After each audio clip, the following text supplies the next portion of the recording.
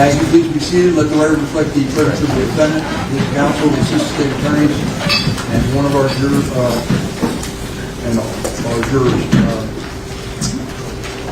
we get the witness. So, ladies and gentlemen, in your absence, I was asked again to instruct you regarding the witness Danny Polo and the fact that he's wearing a mask. I have ruled that Danny Polo would be permitted to testify with his face concealed, with the exception of his eyes. The court has made this ruling and this decision because the witness has expressed that there have been threats made against his life by people unrelated to this case. The court's going to instruct you at a later time as to how you judge credibility of witnesses, but that is why he was permitted to conceal his face except for his eyes. All right, can we get back to Mr. Polo, please?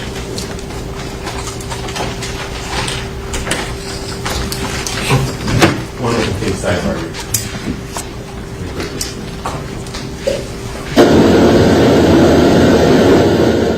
Please have a seat. Thank you, sir. You are Detective Polo, correct? Yes, sir. Detective, you were previously placed under oath to remain under oath. Detective Polo, you understand? Yes. Thank you. Counsel, you may proceed. Yes, sir. After this is ended, I was offering if they want to board order the witness on any area of his expertise. Yes, sir. Go ahead. Thank you. Good afternoon, sir. How you doing, sir? You've seen my face before. Yes, sir. It was on February 17, 2022. You recall? Objection, Your Honor. This point non-responsive. Sustained. What was the objection? I sustain the objection. Ask your next question. Did I take your debit? Yes, sir. What date did I take your debit? I don't remember the exact answer. Year. If I show you a copy of the transcript, would it refresh your recollection? Yes, sir. Thank you. Do you have all four? Mr. Howell? I'm referring to this. Okay, which one is that? So I should remember. If counsel would be so kind as to show me. The date I mentioned, February 17, 2022. I don't have a copy of that.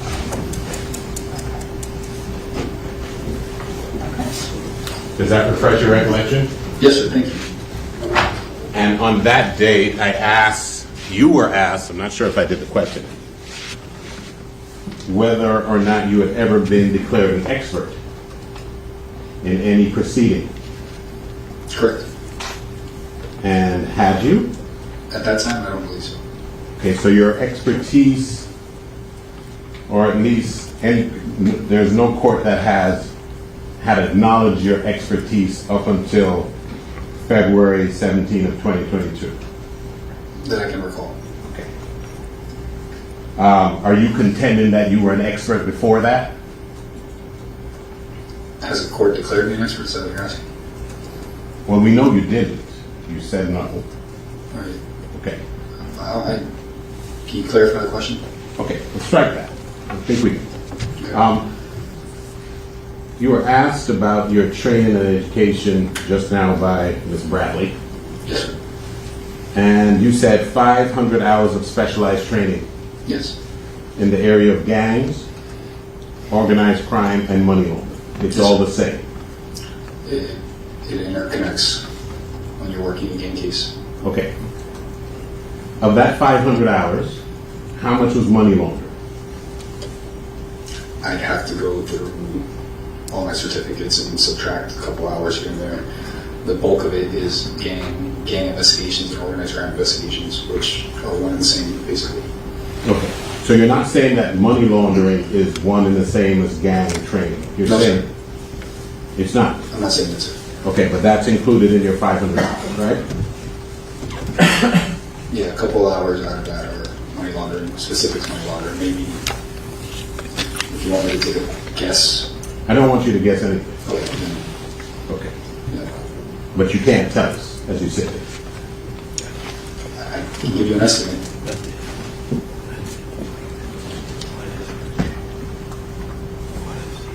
And can you tell us how much of your training was actually gang related? The majority of it, bulk of it. How much? Time wise? The exact hours, over 400 hours. Over 400. Yes, sir. Okay. So 400 was gang. And you have certifications that indicate that. Yes, sir. Did you bring them with you? No, sir. And you were telling us that you also have a certification from an association of some sort. What's the name of that association? The Florida Gang Investigators Association. Is that a law enforcement exclusive organization?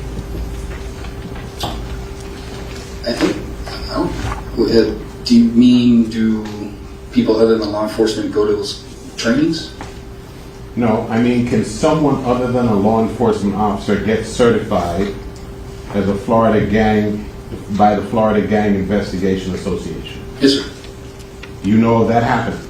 Yeah, prosecutors, other attorneys that go to the conferences, victims and victim advocates, they all go to these trainings. I'm asking if they can get certified. Yes, sir. And you're saying prosecutors can? Yes. And police officers can? Yes. And you're saying defense attorneys can? I don't see why not. I'm not sure if they would bar a defense attorney from going to the training. I haven't seen that in their website. Okay. But you can't tell us that. No, I can't, sir. And when you said other attorneys, then you mean civil attorneys?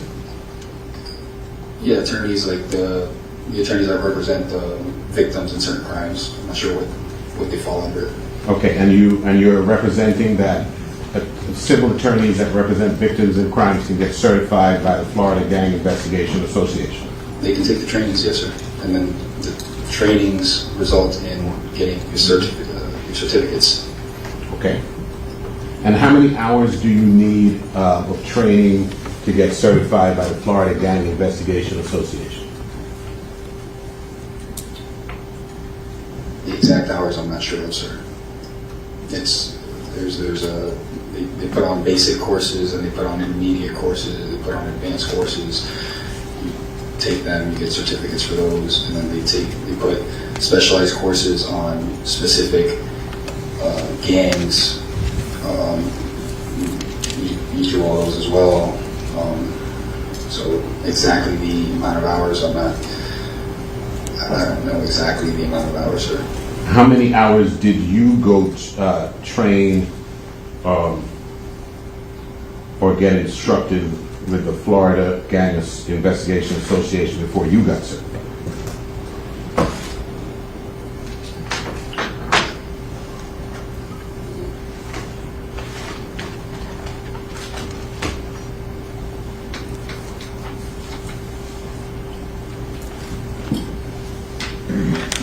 Close to 100 hours, maybe more.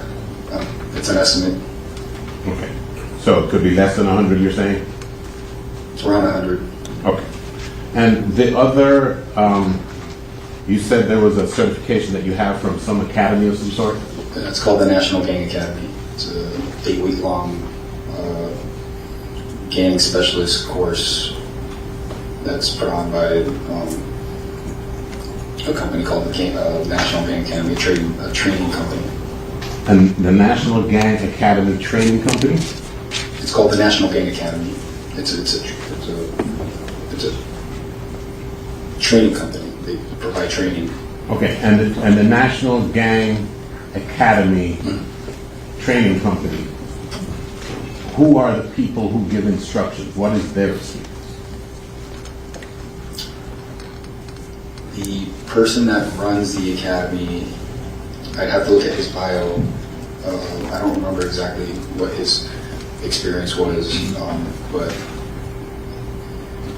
usually the people that run these organizations have 20, 30 plus years teaching in gangs. I know the Florida Gang Investigators Association, their president is one of the lead gang detectives in the state of Florida. Okay, but I was asking about the academy. you don't know the credentials of the people who give instructions and credential you? I don't recall, sir. I don't recall the exact credentials of this person. Okay. And were they gang members? No. Okay. So it was some other people who professed to have expertise then conferring certification upon you. They're putting you through a course. You have to pass tests. You have to, it's not just multiple choice tests. There's written exams. There's videos. There's interactive portions of the class where you have to call the instructor and discuss what you've been doing in your game training. So it's an 8-week interactive course. Okay, eight weeks you said? 8 weeks, sir. Okay. And you said that some of the knowledge that you gleaned in order to deem yourself an expert is from gang members that were in custody trying to work off their time? Some of the interviews are gang members in custody. Some are gang members not in custody. Okay. Let's start with the gang members that are in custody trying to work off their time. Not all of them are trying to work off their time. Okay. Well, the gang members that are in custody. Yes, sir. Okay. Some of them are trying to work off their time? Some. Okay, let's start with that. Have you ever experienced a situation where you're talking with a gang member or any defendant that's trying to work off his or her time and they're being deceptive with you in order to achieve some ulterior motive, like taking off their time? If they're being deceptive, I don't want to talk to them. Well, I know you don't want to, Yeah. but you judge whether they're being deceptive or not based upon stuff like their facial expressions. Overrule, who's board item? When I interview people, I will give them baseline questions that I already have the answers to, things that I might already know about them, intimate details about their lives or people they associate with, other gang members, things about their specific gang. And if they're being deceptive in those questions that I already have the answers to, then my interview is basically over. Or I call them out on the fact that they're lying to me and then see if they want to change to being honest. Okay. And then at that point, maybe we can reestablish a connection. But if they're lying right from the get-go, if I ask them a question about their affiliation or about someone they associate with who's a gang member and they're lying, I usually don't want to keep talking to them because it doesn't benefit me to be working with someone that's going to lie to me. I understood. But essentially what you're saying is your assessment of their credibility governs whether or not you pursue the interview. Right? Yeah, if I find that they are not lying to me, then I continue my interview. And then I continue to assess whether they're lying or not. Right. And if they're lying to you and you think they're not, you're not saying that your assessment of somebody's credibility is bulletproof. You're not saying that. No, I'm sorry. Okay. I'm not saying. Now, the ones who are reformed gang members, are they themselves in danger when they just give out knowledge willy-nilly about their past lives? I mean, based on the rules and bylaws and stuff like that they have written down on some of these major national gangs, you would think that it would be frowned upon. But like I stated, everyone wants to put everything on social media right now, and these founders of these organizations are giving all these intimate details about stuff they've already been convicted of, they've done time for, because they're probably trying to get views on YouTube, views on Instagram, they're trying to make money, and it's an incentive for them to tell true stories. So they're being interviewed by others in the same gang world, because it's usually, most of these interviews are, they'll put a couple guys that kind of came up in the same time that were founders of the organizations, co-founders, and they'll go back and forth. Will you agree? I'm sorry, you're done? Sure, sir. Will you agree with me it's an incentive getting clicks on YouTube and making money that way is an incentive for them to tell stories. It's not necessarily an incentive for them to tell the truth. Because Sure. nobody would. Okay. And some of your expertise you gained from watching YouTube videos? No, sir. That just gives me a little insight into their world and into the gang mentality. It's rare when someone, a typical person doesn't brag about committing violence upon someone else on YouTube and how they had to crack someone's head open or shed blood so they can make it in this gang, right? That's not typical of a person to want to admit. It's incriminating against themselves, and why would anyone do that? I understand. My question to you was, some of the body of knowledge that you obtain in order to hone and advance your expertise is from YouTube. Is that true or is it not? Some of the knowledge came from interviews, yeah. Interviews that I watched with people that I found to be telling true stories because it's been corroborated based off written documents. So that's a yes. Sure. Okay. And you were asked about your hands-on investigations, and I think your answer was suspects or special investigations. You remember that? Correct. And you said over 30 suspects you have engaged in investigations since 2022. You never gave us a number of your involvement in special investigations themselves. What's that? The number 30 was a reference to just, I believe, the amount of blood gang members we've investigated this past year. The reason I separate investigations from suspects is because a lot of these investigations, if it's an investigation into a criminal organization, that's one investigation might involve 20 subjects. So it would be misleading for me to say I only did one investigation when it was really 20 separate investigations that are all linked together into one organization, charged as an organization. Understood. Now, my question to you, however, was how many special investigations have you engaged in yourself? Give me a second to think about it. Please. Thank you, sir.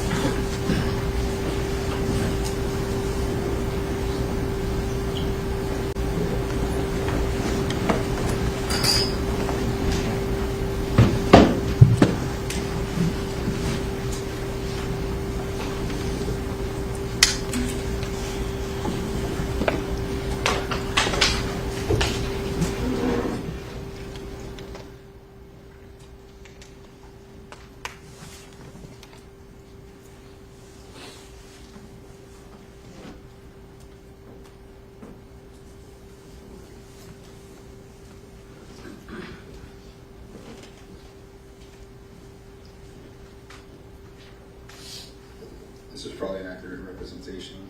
I might be missing one or two. A couple. What are you looking at?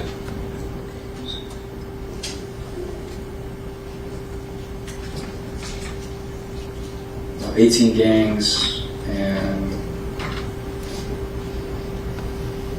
about 30 different investigations. So there, you 13 or 30? 30. 30. Yes, sir. So when you gave us a number of 30 suspects, That was blood investigations. okay, that was blood only. Yes, sir. Okay, all right. In the last year. So this Florida Gang Investigation Association, can anybody get certification if they don't attend the criminal justice only part of the training? I don't work for FGIA, sir, so I don't know what their rules are for that. I know I'm allowed to take the classes. I know I've seen prosecutors send those classes with me because I've had prosecutors come to the trainings with me. So I can't answer on behalf of FGIA. Okay. I apologize. Okay. So you were thinking that non-law enforcement can get certified, but the only people that you've seen in there with you are prosecutors and other law enforcement. Yeah, they're not law enforcement. Like, you mean cops or just people involved in the legal system? People involved on your side of the legal system. Okay, that's Overruled. different than law enforcement. Okay. So when you're saying it wasn't only law enforcement and you're talking about attorneys who represent people, victims of crimes, No, we've had victim advocates at the trainings before. or at the trainings giving instruction. No, taking courses. Okay. So it's not limited to certified law enforcement or retired law enforcement or probation, parole, corrections, juvenile justice, intelligence personnel, prosecuting attorneys, judges and crime analysts and intelligence analysts, evidence technicians for a law enforcement agency or any other person deemed appropriate for membership. Look, you're reading that from their website. That's perfect. I mean, like I said, I don't work for FGIA, so I don't know where their cutoff is. Okay. And I don't have access to their website at the moment. So in fact, it may be just a law enforcement only organization for certification purposes. I can't answer that question. I don't know. Okay. I believe I've met people there taking courses that are not law enforcement. So I'm speaking from personal experience. I'm not saying whether they're allowed to or not. I just know they've been there. Okay. And you were saying some of the, do you work undercover? Yes, sir.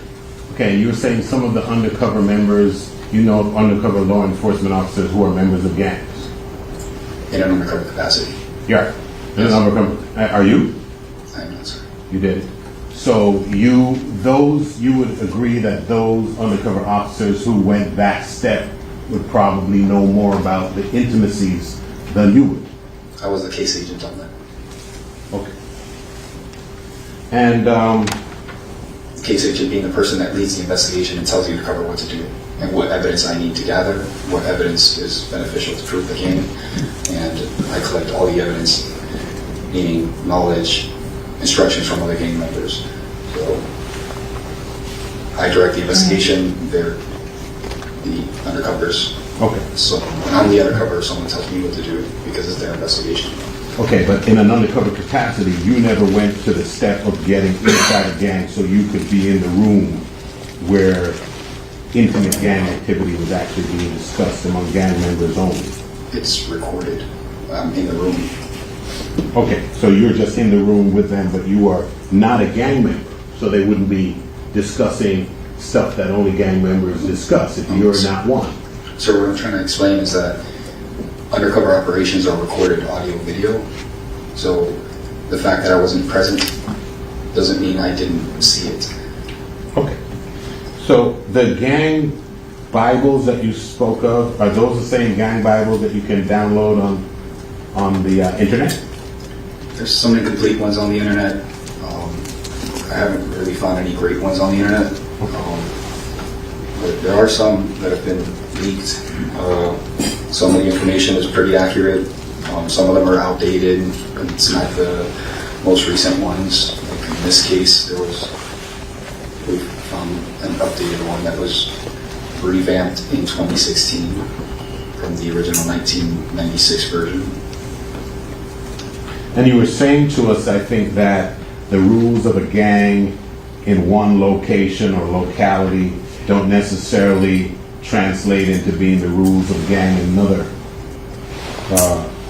part of the country or part of the state, right?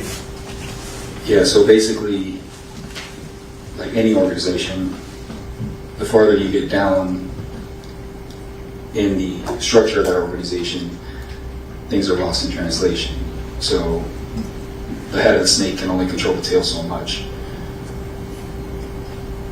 So you're saying that the only reason that there are different rules in different parts of the country of a gang is because they're lost in communication, or do different localities have different rules? Both. Okay, both. And you're saying that part of the information that you gather is by just walking up to somebody that you see and see if they'll talk to you and tell you all their intimate gang stuff? I've done that before, yes. And even when they don't speak to you, you said you look at the way they dress and the way they stand? Sometimes. What about the way they stand?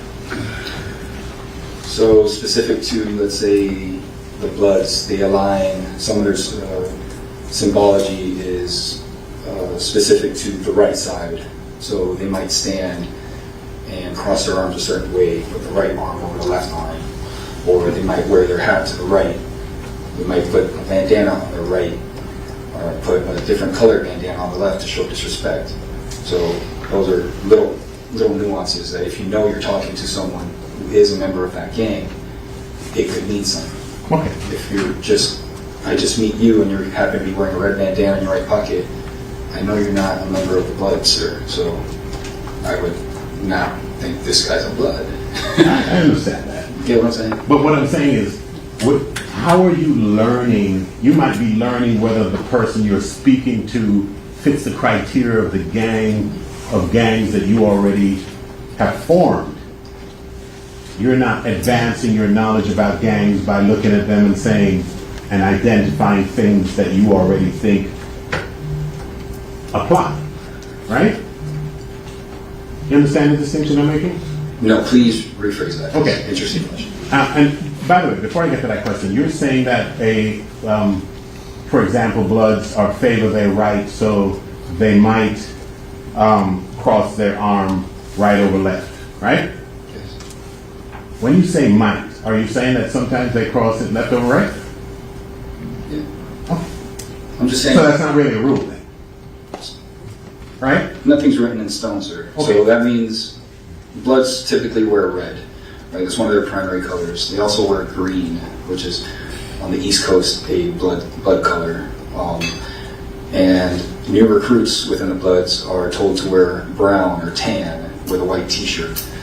So there's different things. You can't just stick to one aspect and be like, oh man, that guy didn't cross out that B that one time, because you're supposed to cross out your B's. I understand. Or your C's, sorry. So just because you didn't do it one time doesn't eliminate what you are. I understand. I'm just trying to get your testimony straight. Sure. You were saying sometimes they might wear their hat to the right, Correct. meaning sometimes they might wear it to the left, and sometimes they might wear it straight, and sometimes they might wear it in the back, right? Yes. So that's another rule, that sometimes they do that. These aren't rules. These are a rule is something that has to be followed. These are just things that they're known to do. Okay. Like wearing the color red. They don't always wear the color red. If they did, it'd be very easy to just find all your Bloods, or at least start looking for them. And all of the 6 times that you testified as an expert were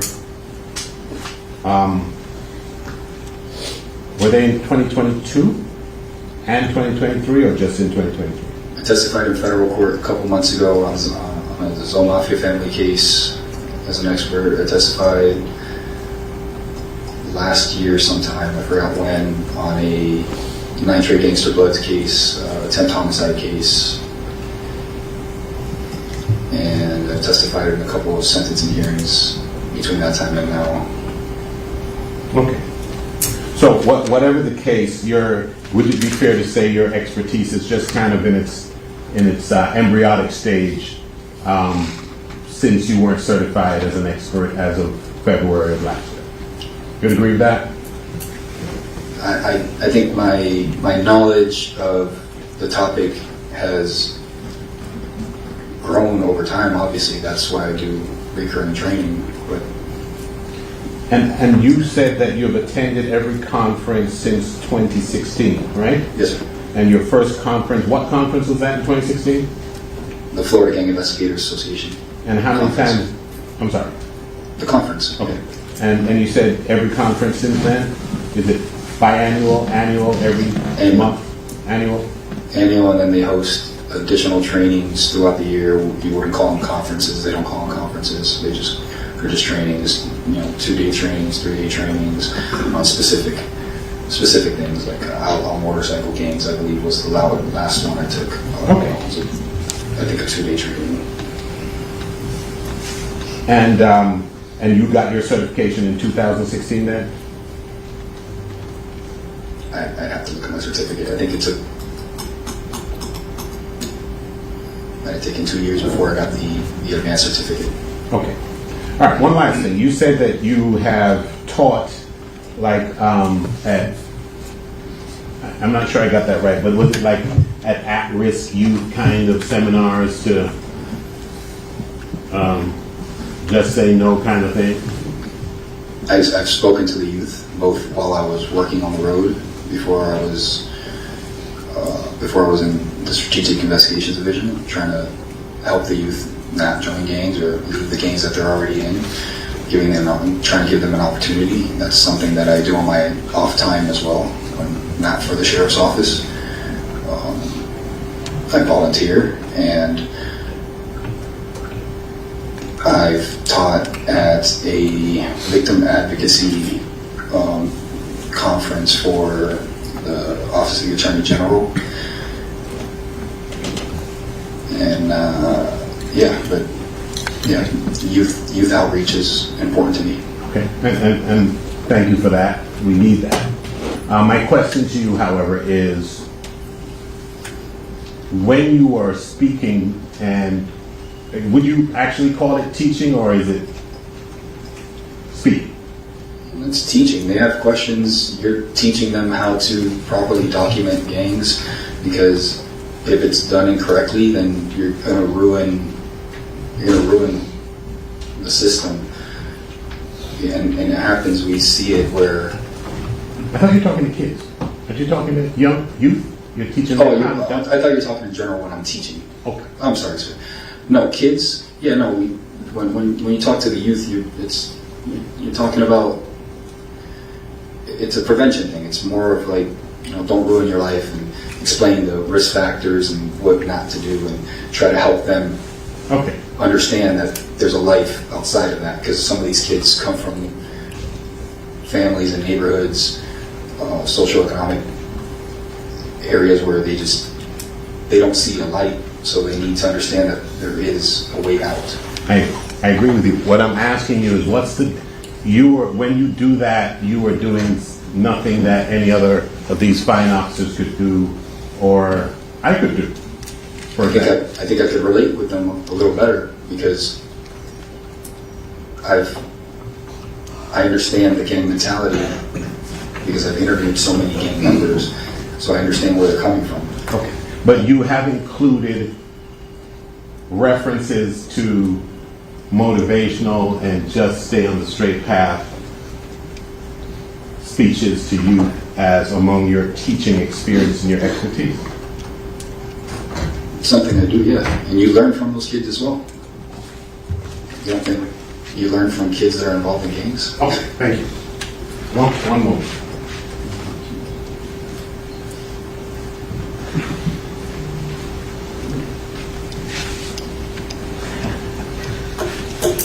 I have nothing further.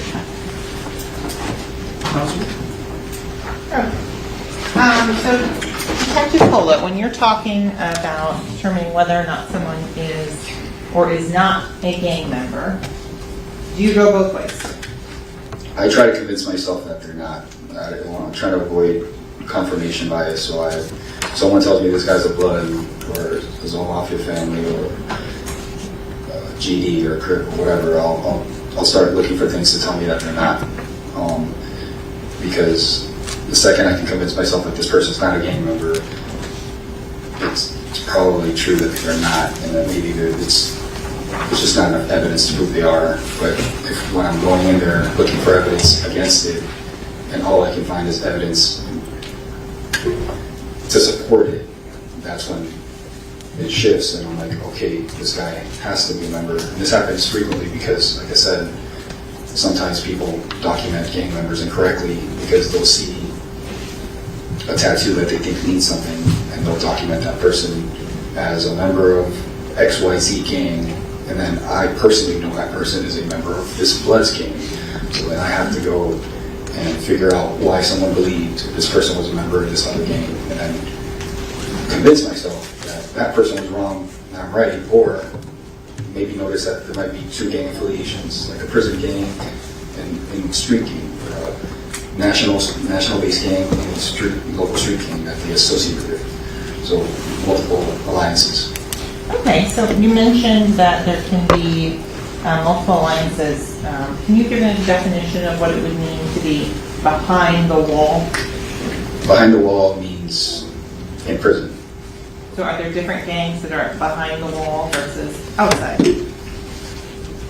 Yeah, there's different gangs in prison, and there's some of those gangs exist on the outside as well. So the United Blood Nation was founded as a prison gang to protect Black Americans against Hispanics in New York and Rikers Island. Little by little, that expanded and it spread to the streets, and then these multiple blood sets that were created in Rikers Island were now on the streets, Okay, spreading their ideology. you used a term that we haven't defined. Can you explain to the ladies and gentlemen of the jury what is a set? A set, like a group, a different branch of an organization. So you mentioned some of the organizational system. Is there a recognized organizational system in place for example, the UBN? Yes. And so can you describe a little bit about how that is organized? So the United Blood Nation was founded by a handful of leaders within Rikers Island. They created the first three original sets, 9-Tray Gangster Bloods, 1-8-Tray Gangster Bloods, and G-Shine or Gangster Killer Bloods. Sometimes they go by different names. And there was, I think, a total of like 12, 13 different sets that were created. Each one of those sets, or each one of those gangs that fall under the United Blood Nation have a leader who they call the Godfather Head. Right, so that would be the top person in the organization, the Godfather Head, the G of H. From there, you have Godfathers underneath, and there's a couple more of those, and then they spread into different branches. Then they have from there, from the Godfather, you have the highs, and you have the lows. That's the title of the rank. And sometimes they'll give those titles, the high and the low, they'll give it a separate title. So they might give it an associated title, like it could be anything. Whatever set could call it whatever they want for their group. You have the highs and lows, then you have the fifth floor. The fifth floor is a rank. They call it fifth floor or 5-star, or you're a 5-star general. Then the fourth floor, third floor, second floor, first floor. Then you have foot soldiers. And that doesn't mean there's one person per position. There could be hundreds of people in one position. And then a little bit less than the next one, a little bit less than the next one. So you get all the way to the top. Like most organizations, there's only one CEO, there's only one big boss, and then there's assistant managers and associate managers and supervisors, floor supervisors. It's the same thing. You can only run an organization a certain amount of one way. So in terms of your experience in training and dealing with gangs, is there a financial component to those? A huge financial component. Could you describe a little bit more about that? Other than protection inside the prison system, once they spread out into the streets, one of the main focuses of the gang is to financially support the gang. And to financially support the gang, you have to make money. To make money, you have to sometimes commit crimes. It could be, and they don't have a rule on how to get this money, right? You can, some of the Bibles say, get it how you live, right? So pick a trade, make money. If it's rapping, it's rapping. If it's selling drugs, it's selling drugs. If it's selling guns, it's selling guns. If it's killing, it's killing. If it's doing home invasions, it's doing home invasions. And then that money in most gangs that report back to a prison system, they pay dues. Not all gangs do it, but a lot of them do. They pay dues. These dues are collected at the very bottom. They're transferred over to the person in charge of collecting the money. That person in charge of collecting the money usually has a title. They might have a rank. They also have a title of treasurer. That person is then responsible for holding the money for the gang, so that if someone has legal troubles, they could pay for the attorney fees, or if someone needs, or if the organization inside the wall in prison needs food, commissary, shoes, anything, they can support their brothers behind the wall until they get out. That money is also used to get people back on their feet when they get out of prison. So that's the financial component. That's the money laundering component of the organizations. So you talked a little bit about wiretaps and monitoring of specific phrases, spellings, things like that. How do you learn the phraseology or specific slang used by any individual set or gang? Sometimes it's, like, I'm not gonna lie, sometimes it's difficult. There's certain slang and symbols that we have yet to decipher, right? Because even if you have the dictionary, it might not even make sense, because the slang, the answer or the definition of the slang term or the code word is another code word, and unless you knew what the previous Bible said, you never figure it out. But for the most part, you get this based off of context. Okay. But can you describe, so you mentioned something about dropping a C or crossing out all the C's. How does that show up in the messages? It's written in most, if we're speaking about Bloods only, in the Blood Bibles, it'll say you'll cross out all your C's and replace them with X's, B's, K's. Basically, just replace all the C's. And the reason that you replace the C's is because historically, when the Bloods were created on the West Coast, California, they were created to defend themselves against the Crips.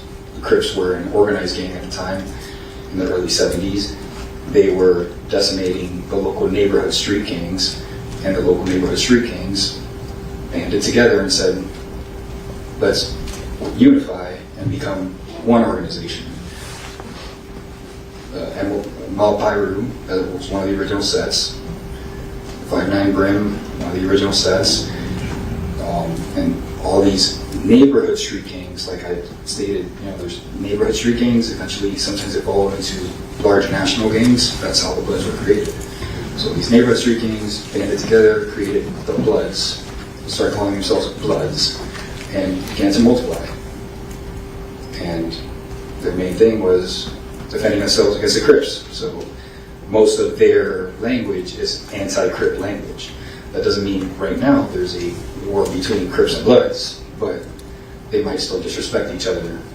If they get into an argument, they'll use derogatory language that they've created to diss each other, make fun of each other, and to show disrespect, either graffiti or messages on message boards. They'll cross out C's, or Crips will cross out B's. They'll call each other certain words like Crips. Bloods call Crips crabs. That's their derogatory term. Crips call Bloods slobs. That's their derogatory term for Bloods. Well, these are little things that they do, and it's not, like I said before, it doesn't mean every single time they write a message they're going to do it, but it happens pretty frequently. So in terms of the term FYE, fire, Yeah. what would that be translated to? A gun, What about a stick or a pole? a rifle or a shotgun, a long gun. Okay, it's like a stick. What about the term on the plate? On the plate or being greenlit that means the gang has sanctioned your murder, basically. If you've been put on the plate, if you've been greenlit, or you've been labeled food, that means it's an on-site attack that needs to be done on you. And if you're a member of this gang and you know that Johnny Smith is on the plate and you run into him and you don't act accordingly, then you might also be put on that plate. You might also be labeled food, and you might be next in line, or you are to be next in line to be killed. You also mentioned a term, false flagging. Could you define that for the jury? Just means claiming something that you're not. So saying you're a blood when you're not a blood, and saying you're a crip when you're not a crip, or claiming multiple gangs that you're not a part of. So how, on that side note, how do these small neighborhood local sets of young kids, how do they wind up becoming actually real sanctioned sets with the Bloods? To become sanctioned, so there's a lot of neighborhood street gangs that identify as Bloods. They'll call themselves Bloods. They identify as Bloods in terms of they've adopted all the signs, symbols, ideologies, clothing, all these things that the Bloods abide by.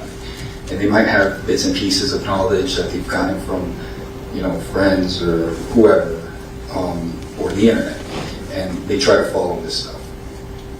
At some point, if you get a big enough neighborhood street gang that's claiming blood, they will probably get approached by a national set. And it could be any one of the national blood sets will approach these neighborhood street gangs and tell them, it's almost like a cease and desist order. You either fold and you come tap in with the Bloods and become official Bloods, or sanctioned Bloods, right? Fall under one of the national branches, or your entire gang is going to be put on the plate. Your entire gang is going to be wiped out. And if you could explain, is the term real right? So real right is in reference to a sanctioned blood, a blood that's tapping in, a blood that's associated to one of the national branches that's doing all the right things as a blood. So if you're saying you're real right, that means you're a member of the Bloods, like the sanctioned Bloods, not a neighborhood street set. And I think you've already described or defined lineup, but if you could just make sure that's clear, please. Your lineup in a gang is your chain of your chain of command. So who's your foot soldiers, then your first floor, second floor, third floor, all the way up to the top. That's your lineup. So if you're a member of say a specific G-Shine Gangster Killer Blood set, and they ask, and you're getting checked by another Blood because they don't believe you're a Blood, and they say, what's your lineup? You're going to tell them who you report to. And you would know, okay, my big homie, the person that brought me in to the gang, is so-and-so. His big homie is so-and-so. And the Godfather is so-and-so. And as long as you have the right answer, if the person quizzing you is a real Blood, he's going to know that you're not lying. And that's how you catch you on a lie. If you're faking it, you're not going to be able to answer those questions correctly. You're not going to know who the big homie is. You're not going to know who the boss is. You're not going to know anything because it's not publicly advertised for the world. And so in terms of if someone asks, who do you walk with, what would be the appropriate answer? With the Bloods? Yes. State your set and who your homies, who your big homies are. Basically, you'd have to identify who you report to. When you say the term tapping in, I think you've used that a couple times. Could you define that?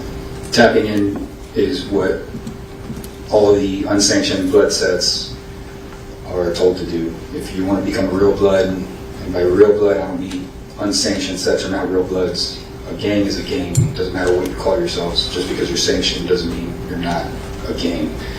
So if you're claiming to be a blood and you want to be a sanctioned blood, the first thing they tell you to do is you need to tap in, which is you need to start reaching out to people that are real right, people that are real bloods, sanctioned bloods, and start learning the knowledge, start gaining the knowledge, start getting these documents and learning the way to operate under the national guidelines. You've mentioned knowledge. Is there another term that's used interchangeably with that word? Englewood. Like the city in California? Exactly. Okay. You taught, one of the other things you said, could you define what is set tripping? Set tripping is something that's created by G-Shine. G-Shine and Gangs of Killer Bloods. I might go back and forth. I'll probably just keep correcting, or not correcting, but mentioning it. But Gangs of Killer Bloods created that term, basically. And set tripping refers to a little history. So when the Gangs of Killer Bloods were formed, they were formed as almost like an enforcement branch to straighten out all the bloods that weren't acting accordingly, following the rules. And we have to remember they were in prison. So the rules are a lot more strict in prison because there's nowhere to go. You break the rules here in South Florida, you can move to somewhere else and they might not find you. In prison, there's nowhere to go. You're in a cell block with 50 other bloods. You start breaking rules,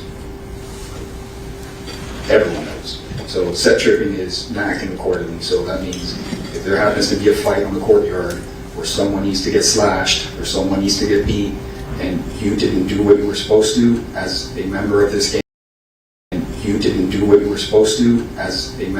gang, you're set tripping. And then now G-Shine, or GKB, Gangster Killer Bloods, they will come and they will enforce upon you the violence that you should have enforced on someone else. So there's a little controversy with G-Shine because a lot of blood sets don't like them because they're enforcers. It's like, like a lot of people don't like the cops because we write people tickets. They're the police of the G-Shine, of the blood world, right? They're enforcing the rules. And so, Detective Polo, are you saying that they commit violence upon each other? Yeah. And what do you have to support that? There's, as I mentioned earlier, there's plenty of videos online of people that either false repping or not even people false repping. There's just videos of bloods that make mistakes and claim they are from one part of town when they weren't. And that was enough of a violation for them to get recorded live and live streamed getting beat for what they did. Everything doesn't arise to be put on a plate. Everything doesn't arise to be killed. But you might have to take a violation. So with regards to determining whether someone is or is not a gang member under Florida statutes, are there criteria that you have to look for? Yeah, so the Florida statute that governs, or that defines what a gang is and what gang members and gang associates are, is 874.03. And there's different subsections. First subsection defines what a gang is, which is there's a group, whether formal or informal, of 3 or more people who have common identifiers, hand signs, colors, things in common, right? And as part of their primary activities, they commit crime. That's what makes them a gang, not the fact that they wear the same colors. And then after that, there's criteria that defines how you can determine if someone is a member or an associate. And these are, some of the criteria are adopts a style of dress, admits to gang membership, identified as a gang member by a parent or guardian, identified as a gang member by a confidential informant, that's been proven to be trustworthy and reliable.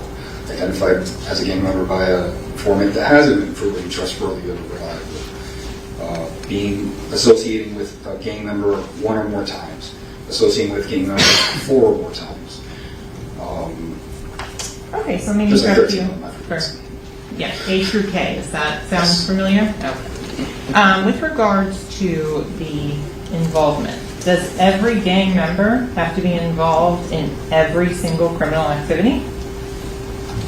No, like I said, they say get it how you live. So as long as you're bringing money in for the gang, then you're going to be in their good graces. So if your hustle is rapping and you're making money rapping, they're going to support you. They're going to bring you up and make sure that you're making more money and that you're doing what you're supposed to, and that you're supporting, in return, you're supporting the gang. And then you don't forget, you're not an individual, you're part of a collective. So you mentioned kind of ranks. How do you get a promotion from one rank to the next? Putting in work, so either completing what they call missions or just contributing to the gang, showing your loyalty. Someone above you would have to decide that you're worthy of moving up. A lot of the early steps are as foot soldiers. If you're a foot soldier and your job is to go do home invasion robberies, if you're out there doing a whole lot of home invasion robberies and bringing a lot of profits back to the gang, or a lot of guns back to the gang, or a lot of drugs back to the gang, then you might get a promotion. If your job is rapping and you're doing good, and you're making money, and you're bringing in money to the gang, and you're taking the gang to shows, and you're supporting them, you're supporting the gang, not supporting yourself, supporting the collective, then you can start getting promotions. Okay. Is every aim and goal of a criminal gang something related to crime? No, a lot of these gangs, like I said, were initially racially formed for racial reasons, to defend, for the African Americans to defend themselves against Hispanics, or Hispanics to defend themselves against African Americans or white supremacists. So initially it started off as something racial to help bring up their own people, right? So the Hispanics created gangs to bring up the Hispanic culture. The African Americans did it to bring up the black culture and to help them get out of these areas and to support their neighborhoods and bring money back to their neighborhoods and make sure that there's success amongst not just the gang, but their culture. And that's the same for basically every gang, whether it's white supremacists, Hispanic gangs, Asian gangs, black gangs. It's just, that's what gang culture is. Is there things about prioritizing education for gang members? Yeah, it's written into their bylaws. They don't want dummies, right? They want smart guys. If you're out there committing reckless acts and bringing bad attention to your gang, no one's going to want you. You might be out there committing robberies and doing stuff. That's your job. But if you're doing it recklessly because you're not a smart guy, they're going to probably tighten up on you and start telling you, you need to do this a different way. We need to teach you the right way to do this. Or you might just be a skilled rapper. You might be very good at sports, or you might be just a very smart person and you just do really well in school. So they want you to succeed in school so that you can maybe become an attorney or something that can help them out. So with regards to G-Shine in particular, were you able to document 3 or more members of that criminal enterprise? Yes. Approximately how many were you able to document? In reference to this case. In reference to this case. Oh, I think I stopped at like 17 or 18. Specifically in this case, can you talk about how you became involved in this investigation? I was asked to analyze the case and determine whether there was a gang nexus to it, whether Mr. Demons was a member of this gang, and if he was to look into it further. So in terms of the things that you were trying to look at under the statute, in terms of subsection A, admitting to criminal gang membership, were you able to show that in document with regards to this defendant? Yeah, so admitting to gang membership is not just admitting it to a police officer. If you admit to gang membership on a video, it's the same thing. You've admitted to being a member of that gang. So yeah, there's multiple videos of Mr. Demons claiming G-Shine or GKB as a gang that he belongs to. What about adopting the style or dress of a criminal gang? Yes, Mr. Demons was observed multiple times, more times than I can count, wearing the colors red, colors green, and like I stated, the foot soldiers are told to wear tan or brown. And Mr. Demons, there's a bunch of pictures of him wearing this tan trench coat that falls in line with the time where he would have been a foot soldier. And so we'll come back to some of those pictures in a moment. So, what about adopting the use of a hand signs that's identified as used by a criminal gang? Yes, Mr. Demons knows all the gang signs, and he does them very well. He can do them very quickly, a lot faster than I can. Can you explain what stacking is? Stacking is a form of communication with gangs, within gangs. If you meet another blood, you might you might ask them who they roll with. They say, "Oh, I'm a blood." Then they might just stack his set. So he'll say where he's from, right? So he'll throw maybe a B for blood or a B for blood, and then follow up with each set's. Every set has their own specific hand signs that they might throw up. So there's universal hand signs for the UBN, the United Blood Nation. Those are just standard signs that all bloods kind of are supposed to know. And then every set will have their own hand signs. And then apart from that, if you're part of a set that is part of a certain neighborhood, you might also add your neighborhood stack into it. So if you live on 27th Street or something like that, 27th Ave, you might throw in your street, especially if you're in an area that's populated by a lot of different blood sets. That way they know where you're from. What about in terms of associating with one or more known criminal gang members? Yeah, so the way I was able to identify these other G-Shine members or blood members was through contacts that he had on his phone and photographs that he had on his phone, social media, stuff that was publicly posted, stuff that was posted or that was privately inside his phone, not shared. In terms of what about if they've been observed in the company of one or more known criminal gang members 4 or more times? Were you able to document that in this case? Yes, there's hundreds of pictures of him with other bloods.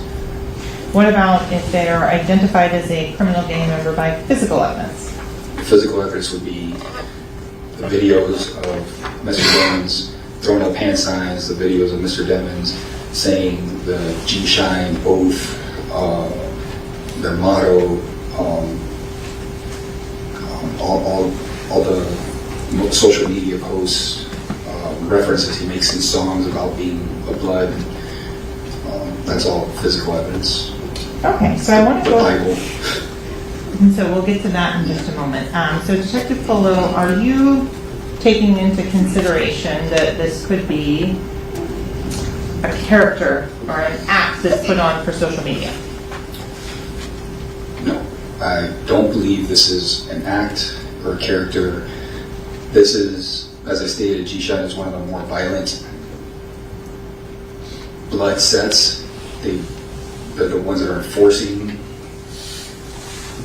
when other people are false repping, and that's what they're known for. So if a famous person were to false rep G-Shine, they would quickly get checked. That happened to those two kids, or I don't know how old they are, those two guys that were claiming sex, money, murder, the Island Boys, with the fun haircut. Okay. Yeah, they were claiming to be members of Sex, Money, Murder, which is a set of Bloods, and they quickly got checked by almost every Blood that could find them on social media. They got branded, and they then had to recant and apologize. Did you find any evidence whatsoever of any recanting or apologizing by Mr. Demons in the records that you reviewed? There's no recanting, there's no apologizing, there's no one calling out Mr. Demons for being a fake Blood. There's all I could find is support for Mr. Demons for being a Blood by other Bloods. Okay, in terms of the specific communications that you went through, were those on a cellular phone and an email extraction? Or Yes. word form? Yes, it was on both. Okay, I'm going to start. I'm going to make sure defense has a chance to see what's in the legal estate.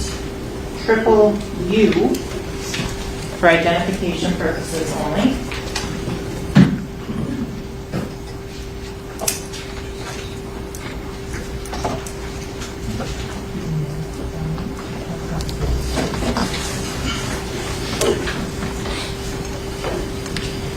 Detective Polo, showing it's been labeled estate triple U for identification purposes only.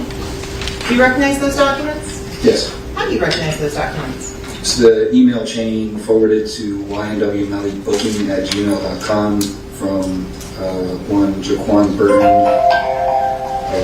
same subject that was identified through his cell phone on his text messages. Objection, Your Honor, to the reference of it being his cell phone. Thank you. We're from sidebar for a second.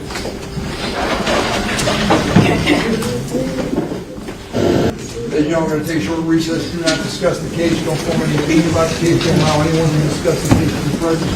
Please leave your notes and pads on your chair. Thank you.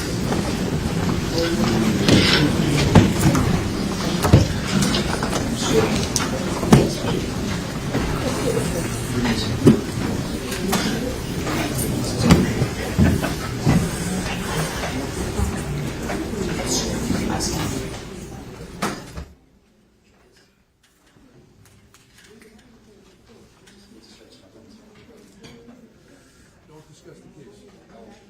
One recess. Mr. Demons, you need a restroom break? Will you arrange for a restroom break, Mr. Demons? Of the defendant. Just call it the 9807 number. Yeah. Or suspect? What did you say? Purported to be the defendant? Yes. If We I object to that. Okay. 9807 phone. Just the phone number. Sure. Okay, can I just call up the phone? Yes. Okay. Please. All right, we're all set. Yes, Your Honor? Let's bring the jury in. You still have state triple U? Sorry. Okay.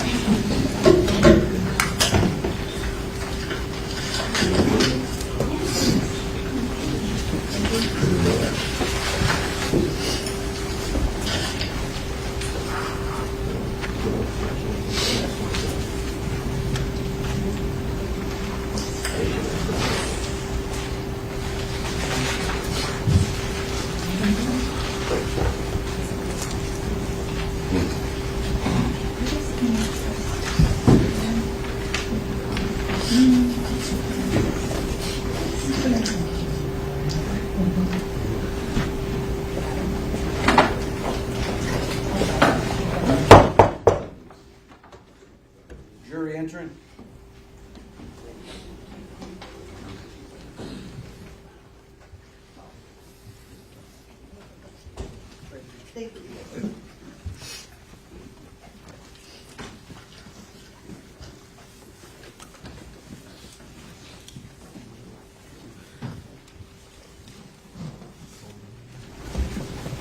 Ladies and gentlemen, thank you. Please be seated.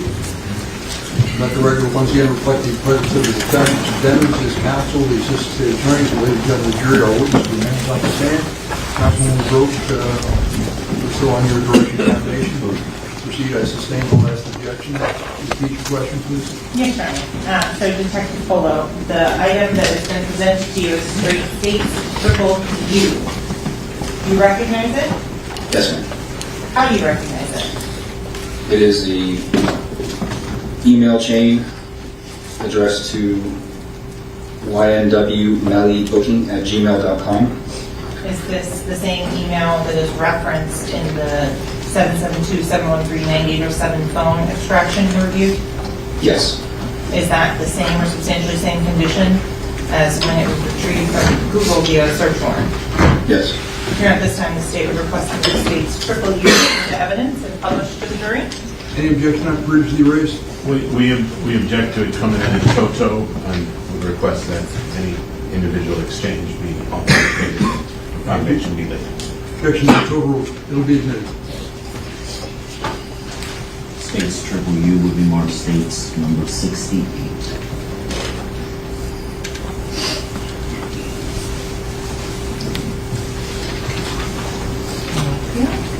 So Detective Polo, I want to go through this email and the attachments that are on it, one by one.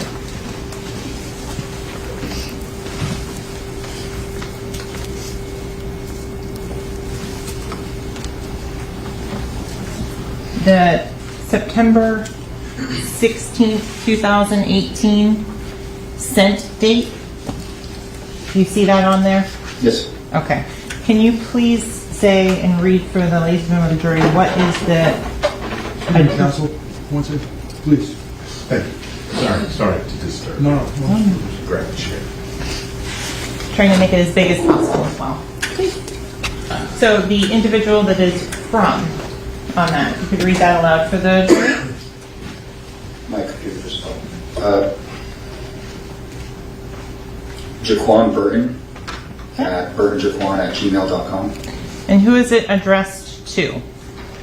YNW Melly booking at gmail.com. And before we get into all of the attachments, in terms of how many times this email was forwarded, is that also reflected on this page? Yes.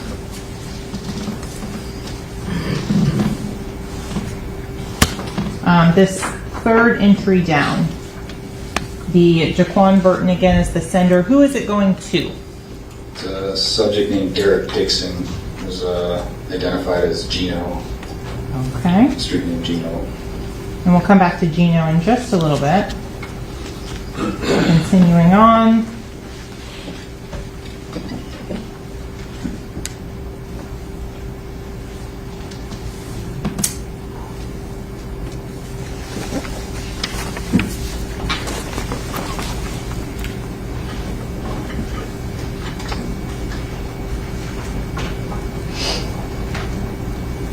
Were you able to identify all of the individual email addresses and associate them with a known person? So we went through some of them and were able to identify. Earlier on, there was a Jamell Mitchell. He's in a photograph with Mr. Demons. That was on the first page. Okay.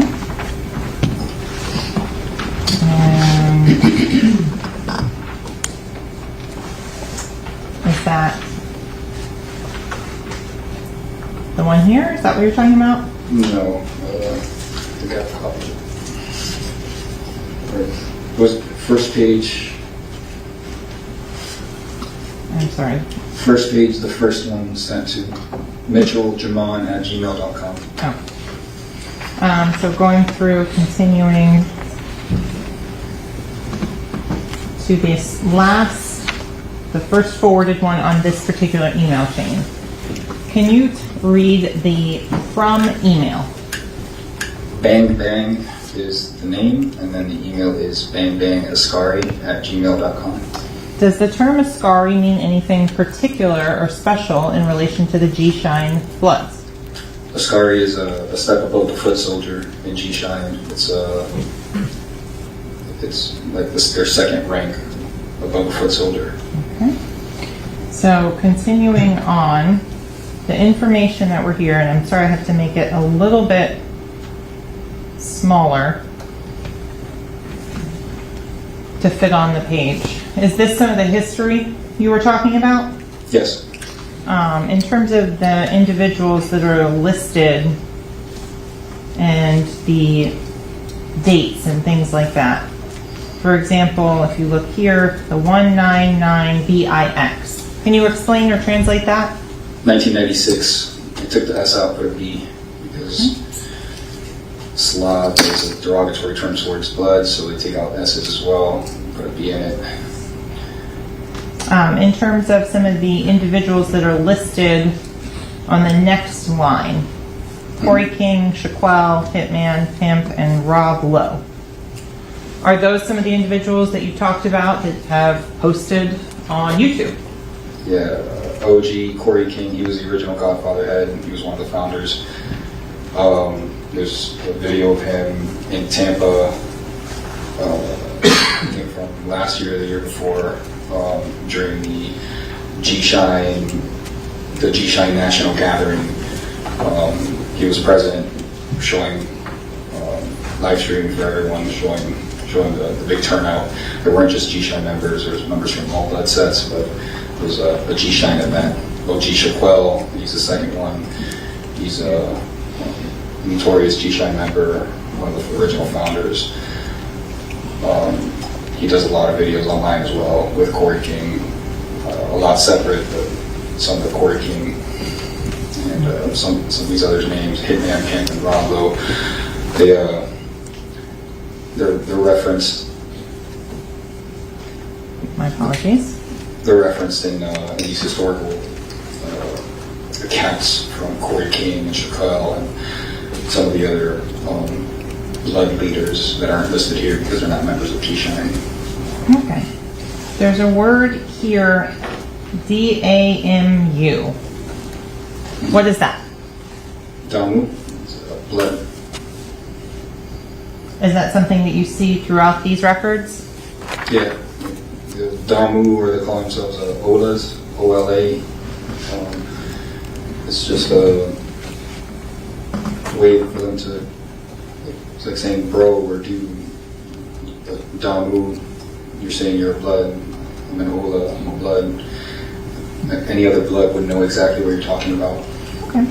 At the last line, 3 districts, there's 3 godfathers. Mm-hmm. Is that some of the hierarchy you were describing earlier to the ladies and gentlemen of the jury? That was, yeah, that's how the original G-Shine set was divided. It was divided into 3 temples. We call them temples. And each one of those had their own separate hierarchy. Okay. And to continue on to the top of the next page where you said temples are on there, that's over here?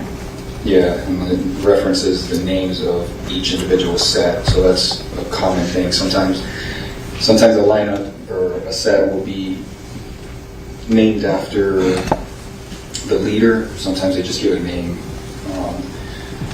Like Nitrate Gangster Bloods have a set called the Hellraiser set. It's different sets, they just give them names. So here you see some of the names associated with the original 3.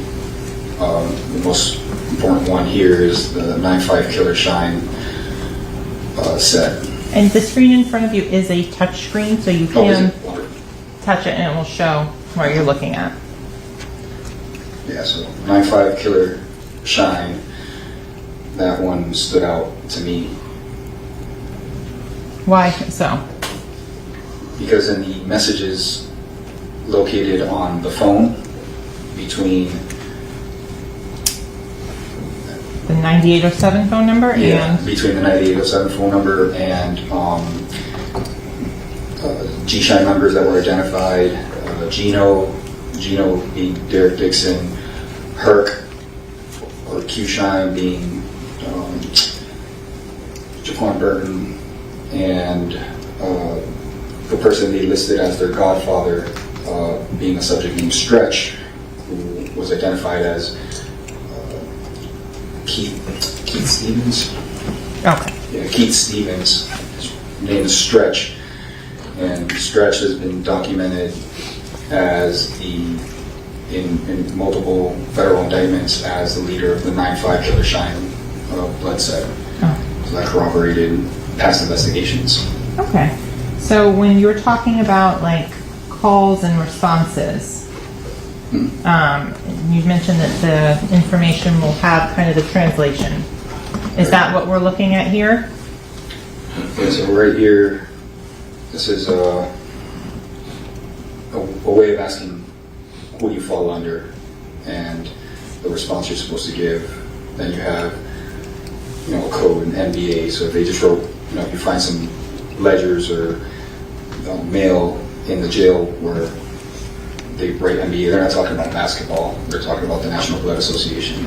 And then here you have what they gave as the name to the ranking system. So GF is the godfather, they call him the general manager.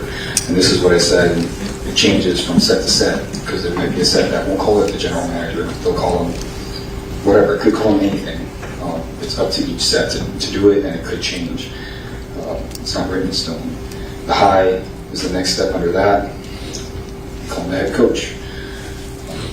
In this specific Bible, the low, this 5-star general, 4-star, 3-star, 2-star, and 1-star generals.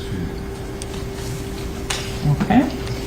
In terms of, is there then laws that are set out for the purposes of G-Shine? Yeah, so the original laws were written for the UBN. G-Shine adopted the same laws. Those are the original 30 laws. Blood in, blood out, you get jumped in. Sometimes, and like I said, there's exceptions to every rule. Sometimes you get blessed in. So voted in by committee, you're putting in work, that's another way of getting in. No snitching, that's an important rule. No punking out. No backing down from a fight, basically. No homosexuality is very common in the gang world.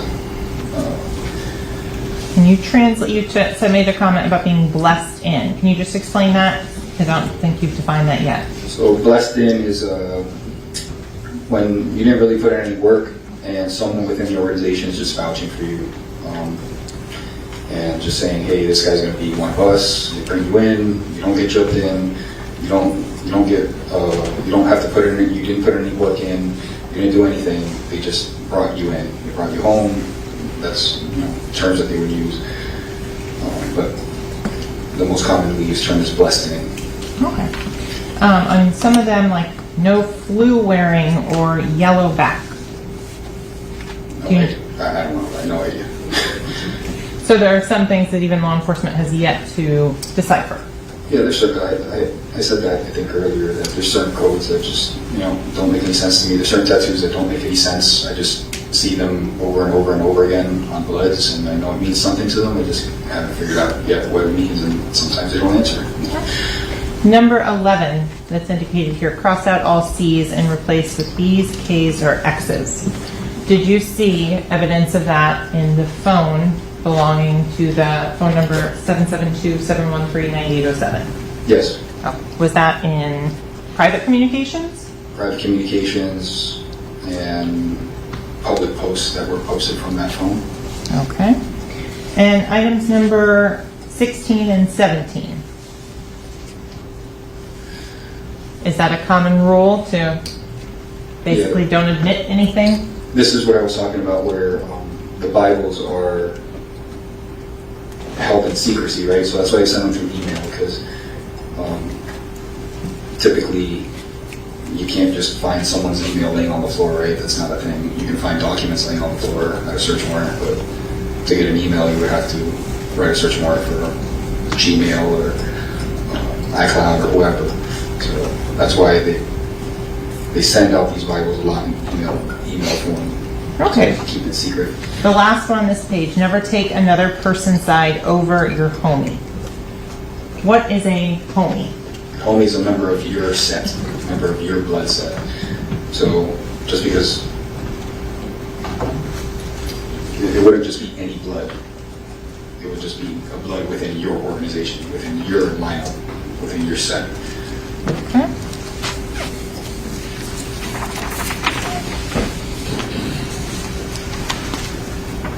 Again, more of the laws 20 through 30. Okay. And number 27 on this list. No black on black crimes unless someone violates your set, code, and colors. You gotta respect. That's like the biggest thing in the gang world is respect. With every gang, respect is. If you don't have respect, that's one of those things that could get you killed. And that's been documented over and over and over again. Okay. And next thing it says oath/red alert. What is that? The oath, it's one of the, most gangs have that create an oath. This will be one of those things that you have to memorize verbatim, and when you're being quizzed, you're going to be asked to recite these things. This is one of the things you'll be asked to recite. At some point, you'll be expected to memorize all these rules. At some point, you'll be expected to memorize all your creed. They call it levels, so levels of knowledge. And if you assert that you're, let's say, at a certain level of knowledge, and you get tested up to that level of knowledge, and you failed, then you're going to get violated. Now, if you say you're at a certain level of knowledge, and they test you, and you get quizzed, and you answer everything correct, then you're doing just fine. Okay, so you had mentioned that there were other different sections and hoods. Are those some of the ones that you had previously mentioned? The 9 Yeah, so All those? the original founders of the UBN, OG Mac and Leonard and McKenzie, they created all these. Well, these gangs existed within the system, within the prison system. They just didn't have these names. Little by little, like it happened in California, where the neighborhood gangs started joining into the Bloods, they then changed their names for something that aligned with the Bloods. So these are the original sets. The dates, they're as accurate as I can tell based on not just interviews, but all the other documents that we've ever recovered have the dates are pretty consistent. These are things that you'll almost never get wrong, unless you find a Bible from a jail, from a brand new member of the Bloods who's trying to learn, and he's just writing it down, trying to memorize this stuff, because the easiest way to memorize stuff is just keep writing it down, especially if you're sitting in jail. In terms of, it says greeting and replies, are those some of the types of knowledge an individual could be quizzed on? Yeah, you could, and you won't even know you're being quizzed on it. This is something that happened in one of our undercover cases. Our undercover was his first time being a Blood, so he didn't answer some of these greetings correctly. Okay, so going down to almost the bottom of the page where it says on there, rise and shine. What is the proper response if someone says rise and shine? I shine, you shine, we shine, G shine. It's a very popular G shine saying. Okay. And it doesn't have to be exact, right? So if it could be like variation of it, like right there, I shine, you shine, right? It's not exactly like the other one. Okay. And in terms of, it says these are meanings, not replies. So if someone says this, is this kind of more the dictionary part of it? Yeah, sometimes it doesn't make sense. Like some of these dictionaries, it just, the answers, or the definitions to the word, to the codes is other codes. And it's just, unless you have the person in front of you that wrote that, you probably won't be able to decipher it. Okay. And this continues on in this with different Codes. And reviewing these codes, are they consistent with some of the other gang knowledge that's been recovered and that you have learned about? Yeah, except for some of the codes are different because codes are updated periodically. For the most part, a lot of these have continued to be used. Okay. And so there's some of the terms you've already defined, like set tripping. Is 1965 on that list. Yep. Is this something that they continue to evolve over the years? The code? Yes. It could, if, big indictments come down and a lot of people, if a big indictment comes down, like recently sex, money, murder got indicted, and I think it was a lot of people got arrested on that indictment. We have an active investigation where we know they've completely restructured everything. They're restructuring their Bibles, they're restructuring their chain of command, they're restructuring all the rules. So it's how they evolve. And so after law enforcement has gotten hip to whatever is already out. And so on the bottom of this, it says G slang. What is that translated to? Speaking codes.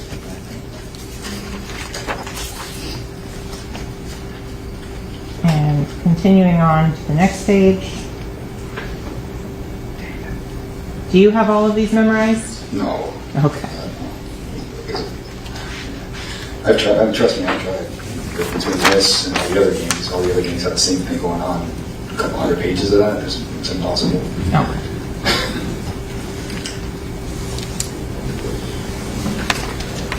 So that's the end of the first email, the forwarded email. Maybe approach for yes.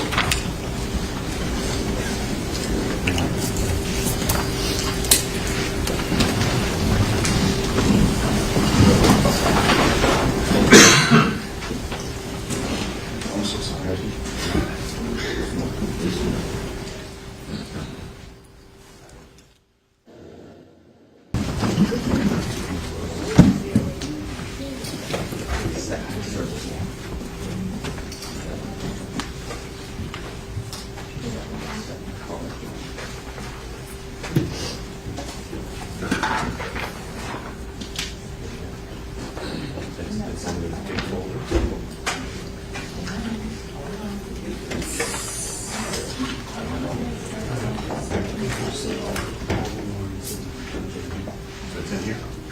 Examples are returns, 3/15/2022.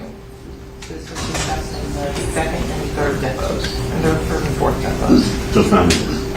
It's not in there, that's the search warrant is in there. So you have that. Counsel, yes, let the record reflect that you stepped out. Counsel Manuel would finish. You're suggesting you don't have this record? Is that right? I heard, that's what I heard you say. Now you want time to look for it, so you need some time to see if you have it or you don't. Yes, sir. All right, we're in recess for a few minutes. Thank you, Judge. Instead of seeing that sidebar, you indicated there was some issue, you didn't have the document. Did you find it or not, or what happened?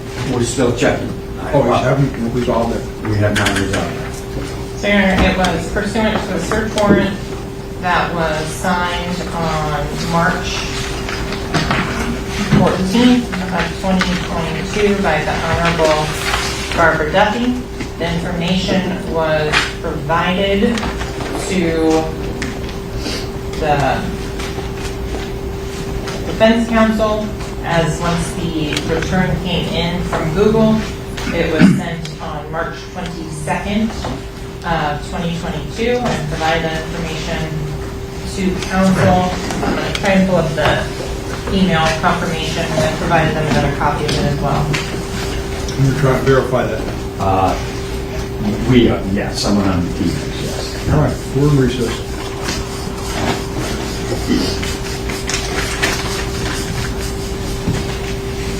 Defendant, his counsel, the assistant state attorney, the jury's in the jury room. So, counsel, it came sidebar and they said there was a problem that you thought there was maybe a discovery violation and they didn't comply, sent it over to you discovery, but now you're looking at it and you have it. Is that right or wrong? Well, we can't find it, but they did show us a, They showed us a paper. they showed us a document that says it was sent to us. I can't dispute it. at this moment. We can't locate it, but This time you're not alleging do I need to do a Richardson No. here? Are you alleging there's a discovery violation? no, I can't in good faith say that based upon this receipt. So, I can say, I don't have that email that's on it with that receipt. I've searched all three of my emails. There's one email that day at 11 a.m. regarding text messages from the deposition of one of the receiving stars. That is not in my email. It's not in the email for March 23rd. It says it was emailed to me at emails. And it was also emailed to me if you haven't. and it was also supposedly emailed to me. Yes. I can't, based upon this receipt, I can't. We have receipt, but no attachment. We have, they provided a receipt coming out of the office of the state attorney. I suggest you also look at the deposition in which she was questioned about this specific document. That would do it. So my suggestion is Question by us. that she's not going to finish, or she's at this rate to finish her direct today. Maybe. So we'll study this over the weekend. But at this time, you're not alleging there's any discovery violation. I don't need to No, conduct sir. a Richardson hearing. Is that correct? At this moment, no, All right. I can't. So we're going to proceed with the testimony. Is Yes, that sir. correct? Yes, Yes. Everybody agrees? Yes, Your Honor. Can I bring the jury in now? Yes, sir.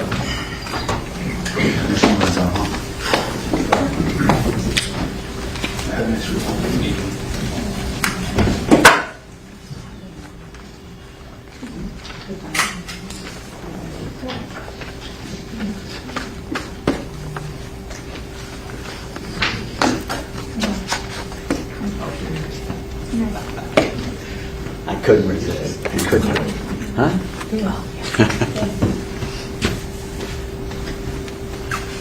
I'm afraid it'll make me again.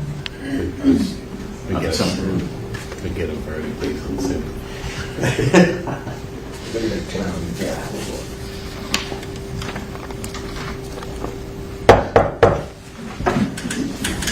Jury entering.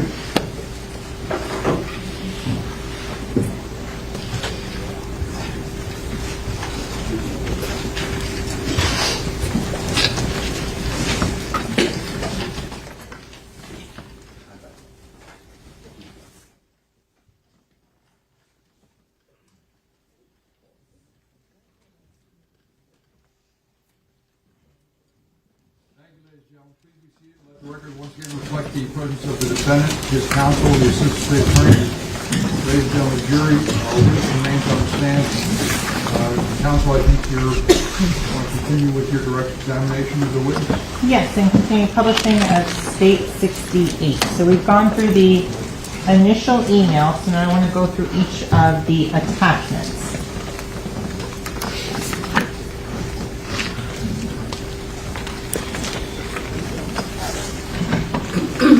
Are these, Detective Polo, are these additional items of which an individual would be expected to memorize? Yes. Okay. When you talk about being promotions, is that also discussed in this particular 15 raised document?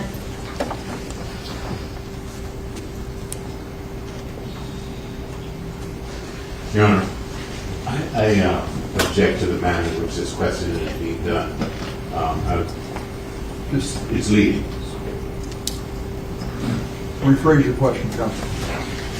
Detective, you talked about how people are promoted through the ranks. Yes. Is that reflected in this document? In this one page? Yes. No, it's just like the principles of the game. Oh. Specific things that meanings they gave to symbols that they have within the organization. So like the 5-point star, they gave meaning to each point of that star. Pyramid, what the pyramid means. The crown, the 5-point crown. Okay. Moving on to the titled 23 Rules.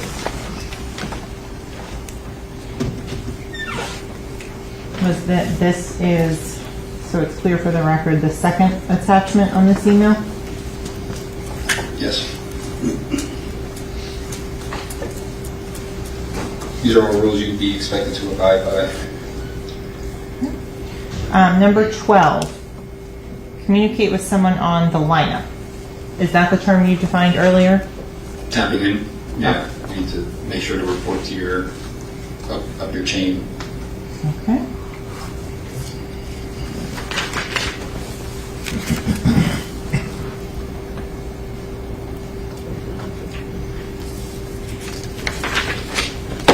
Moving on to the third attachment, what is this one called? 5 ways of banging up. This is how acts and ways that you can move up within the ranks, ways that you're expected to participate and do things for your organization, for the gang. Okay. In terms of going down to the bold names, so if you could read them out loud so it's clear for the record which particular document we're looking at. Number 1, physically. Physically, you want me to read the entire? No, just the bold on that one. Number 2. Mentally. Number 3. Spiritually. Number 4. Economically. And number 5. Socially.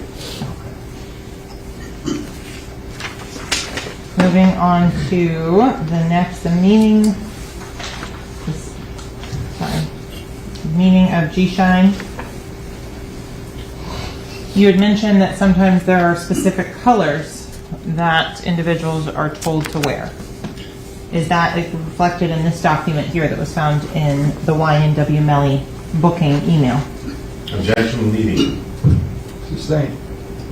What does this say about the uniform or fashion statements? It gives directions on the colors of the organization, what they mean, and as with other signs and symbols that they have, like the 5-point star, they gave each point of the star a specific meaning. They do the same thing with the colors. They'll come up with initialisms of what each letter of that color means and why it means something to them. Okay. In terms of the colors that were identified in this G-Shine document, what were they? The colors I already mentioned, red, green, brown, black. I mentioned black, red, green, and brown. Okay.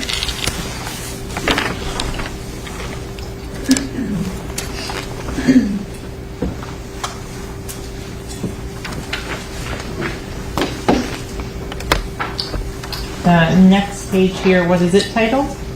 Meaning of G-Shine Ascari. And then it says in here you've been, what does DMV mean? The Department of Motor Vehicles? No. It would be like the council. I'm not sure exactly what that acronym is, but when you move up in the ranks, you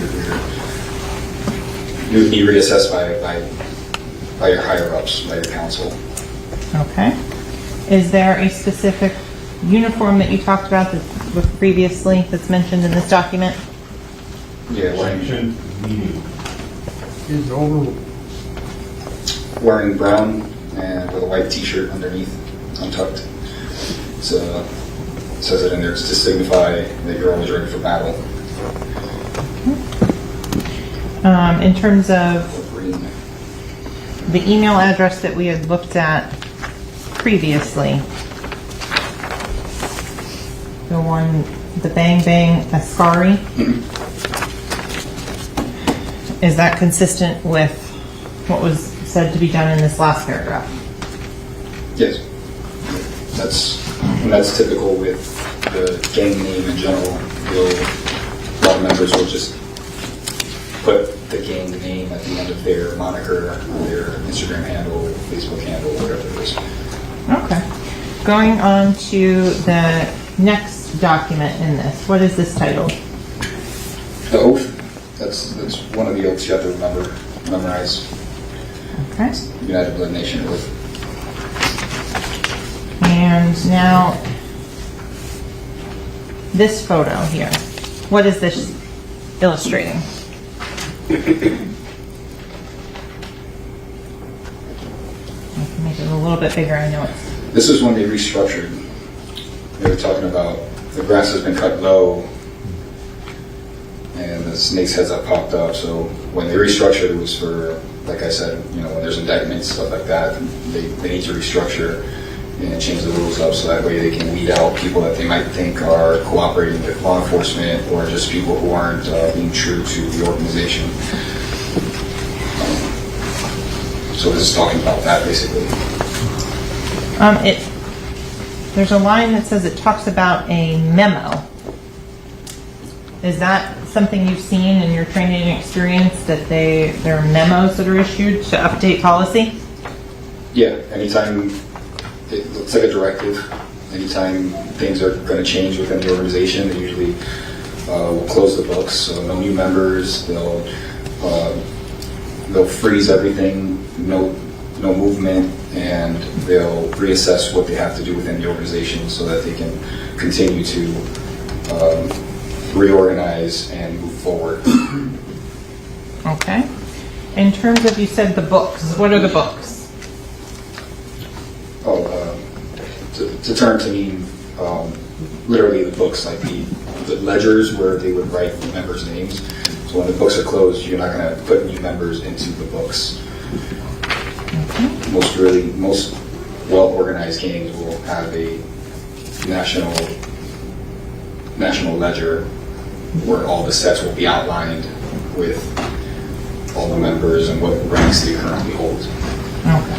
And in terms of this last email here, an image, that's the close-up, or I'm sorry, the last image was a close-up of this email header. Who was this email sent to? Isaiah Aberhart. He was identified as a subject named Goon on the phone. Then I forgot the phone number. 772-713-9807, that phone? That phone. Okay. And who was it sent to? YNW Melly booking at Gmail.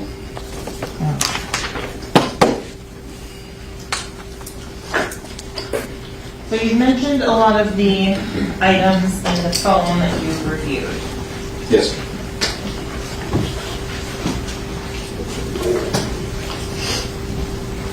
I'm going to start out with what's been labeled as states V for identification purposes, going to defense.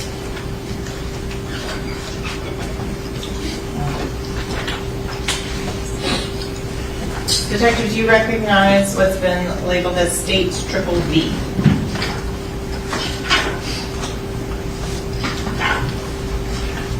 Yes. How do you recognize that? This is a extraction report from the cell phone ending in 9807. Messages between that phone number and a contact saved as GF stretch with the C crossed out using an X instead of a C. And does this fairly accurately depict the conversation that is on that cell phone? Yes. Here at this time, the state would request to move states V in and publish to the jury. Same objection, Your Honor. Objection's overruled. It'll be admitted. States V will be marked state 69.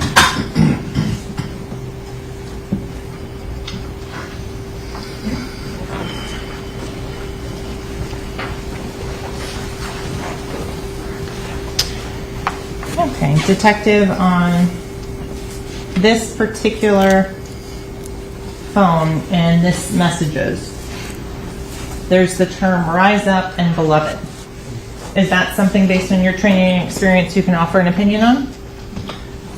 Yeah, it's mentioned throughout multiple G-Shine Bibles, the term rise up. Beloved's just a term of endearment that they're using between each other. On its own doesn't really mean anything, but knowing that these guys are members of G-Shine, it does. Objection, Your Honor. Stand. Okay. Rephrase your question. So in terms of the term HURK, H-U-R-K, on this particular message, is that something you've seen before? Yes. And what does HURK mean? Herc is a term used by members of G-Shine to refer to each other. It's like calling each other bro or dude, same thing. Members of G-Shine call each other Herc. That's one of the terms they use. And on the December 1st, 2018, this particular message, is there another term that would indicate G-Shine affiliation? The rank designation is Scary.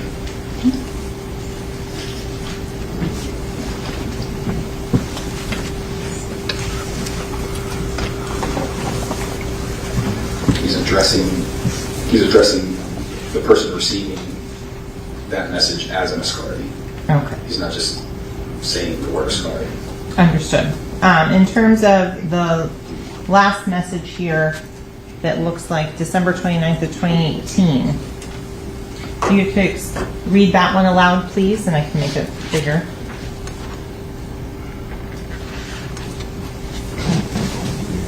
You have many other hoods that have productible aspects in motion, and it's time for us to put a form of some businesses into existence so we can grow as a family. We are already established financially, so we want to combine with you in the form of growth and development and endure prosperous ventures as a collective.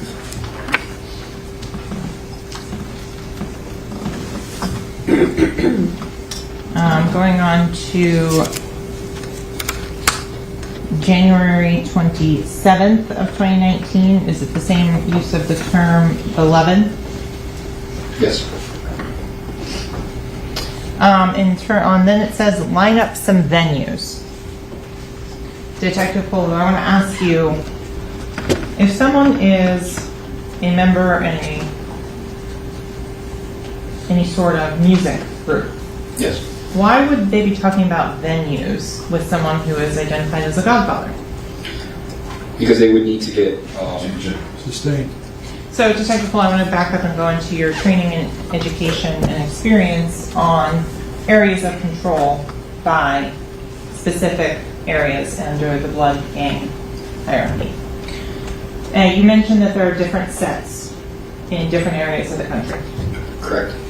In terms of the various neighborhoods and various businesses within that neighborhood, do you have training and experience as to how access to those businesses are controlled? So if you're in a neighborhood that is predominantly controlled by a specific gang, whether it be the Bloods, the Crips, whoever, and you are trying to go to that neighborhood, you need to have almost like an approval to be there. If not, you might, if you're in the wrong neighborhood, you might get approached, and the repercussions could be different for every person, but the point is you'll probably get confronted. So I want to move on to some of the other messages that you've gone through, which have been marked as state W. It's been previously provided to Defense Counsel.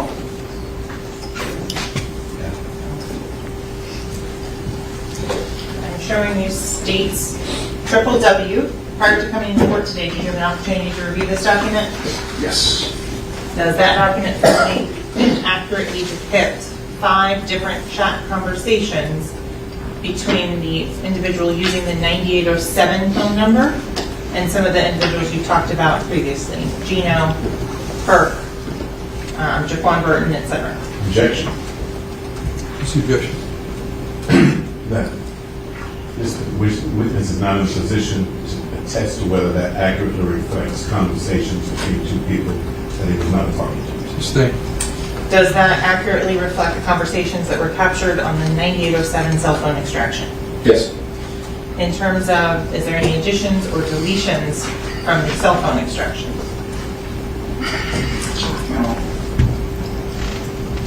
I don't believe so.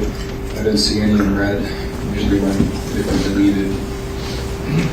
Do they fairly and accurately depict the conversations on the 9807 cell phone? Yes. Here, at this time, the state would request to move states W. in and published to the jury. I object, Your Honor. Improper foundation, insufficient foundation. Judge, overruled. It'll be admitted. No. States triple W. States triple W would be marked states 70.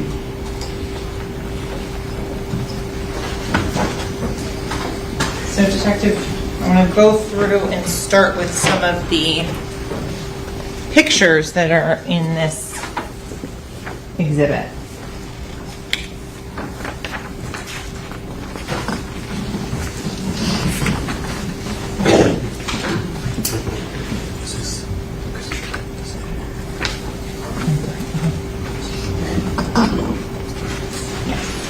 Okay.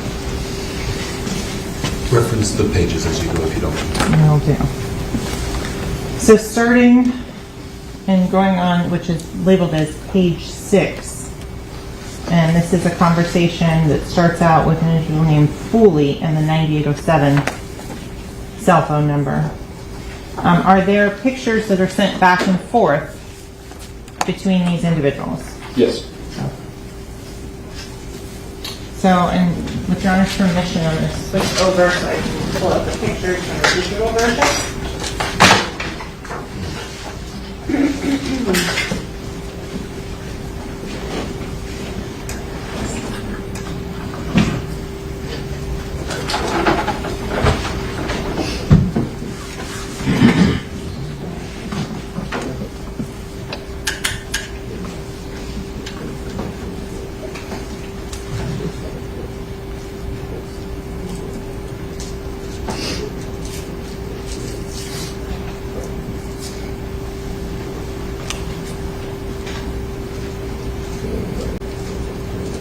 So the record's clear, counsel. What's the exhibit number? This is still the same exhibit. This is just the digital copy so that we can access the photos. So exhibit 770, Your Honor. Yes. Thank you. So in terms of the images that were sent, were you made familiar with Jamell Demons? Yes. Can you point him out in this particular photograph? I'm sorry, it's no longer a touch screen on that, I don't believe, because it's now in this. The subject wearing shoes jumping. In the center of the frame? Yes. Objection, Your Honor. May the record reflect that the state pointed to it and he identified the person to whom the state pointed. So let's go to a different one. Do you see the defendant Jamell Demons in this photo? Can I stand up, Your Honor? Yes. Thank you. In terms of the hand gestures or signals that he is making, is that anything that you can comment on with your expertise? It's an East Side sign, using East Side blood. That's a old blood sign. That's a blood sign. You have to speak up. I'm sorry, sir. One, I'm talking to you now. And so you first said the east side one, is that being done with his left hand or right hand? I don't know if I have pictures. East side is being pointed forward. Okay. And then the other hand is kind of crooked, so I can't tell if he's doing another east side or he's doing this, which is a blood hand sign.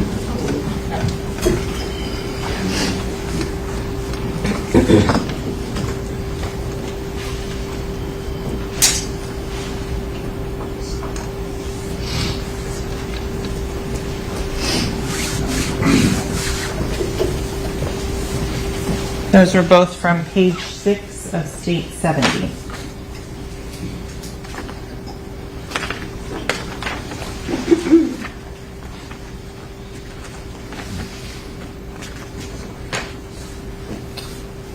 Going now to page 14. You indicated that some of the emails were identified as a specific individual. Who was that? Derek Dixon in the emails was identified as Gino, and Gino, this phone number was identified as Derek Dixon. One and the same person. In terms of the messages here on page 14 of State 70, the first message on September 16th of 2018. What does that say? I'm sorry, say that again, which one? The first This mes- one? Oh, Sorry. Gino locked me into love, and then took out the C and put an X. Okay. Then the next message, the response from the 9807 phone number. What is that? 050, that's blood code. He, later on in this text thread, he explains it. Okay. Down to the next one from the number that's identified as Gino. And what message does that say? Me and the Godfather, the GF, talked about you till we come into your show in Orlando. Okay. Moving on to page 15.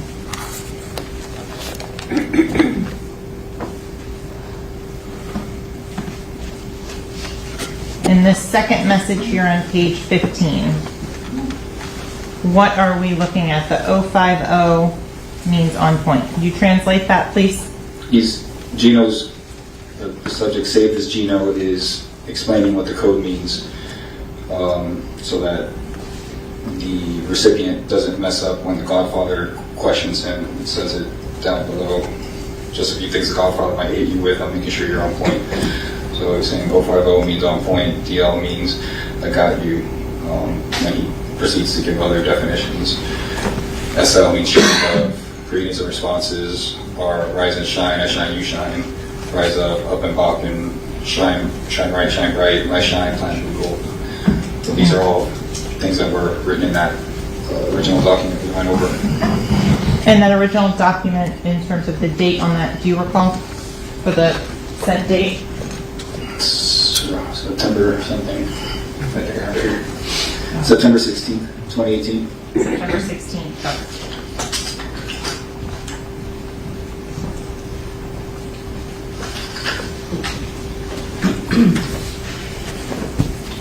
So in some of the responses from the 9807, again, that term perk. Again, it's just a term used between members of G-Shine. He's just responding, recognizing, just using G-Shine terms. Okay. Continuing on through the month of September on page 16. In terms of the message here from the 9807. Make sure it's clear so we can see. What does it say there? Just checking in. The C is taken out and the B is put in its place. And can you explain what, or translate the September 21st, 2018, 11:26 p.m. message from Gino? Just asking if he's all right. If everything's good. He responds that everything's good. 050.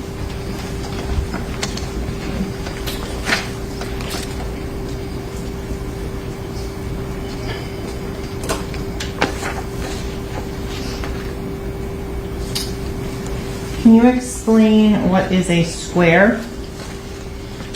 It's reference to Page 19. a square is a narcotic slang for